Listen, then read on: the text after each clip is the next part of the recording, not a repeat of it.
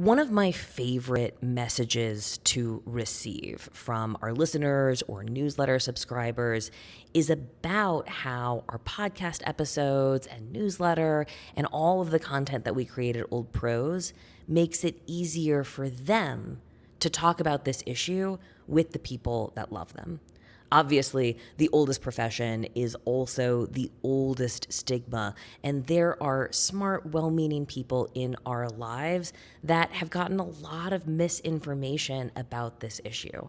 And using history and humor and all of the facts and studies that we try to elevate at Old Pros can make it easier for the people in our lives that care about us to become not just more tolerant of our work, but better advocates and allies as we all work together to secure the basic human rights and protections we need to do this work safely and with dignity.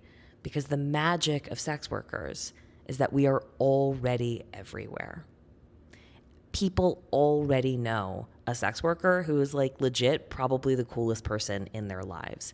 And if we can do a little bit of education in the communities we're already in, that's how you get the big social narrative change that we need to change laws. My name is Caitlin Bailey, and I host the Oldest Profession podcast, where every episode we do a deep dive on a different old pro from history.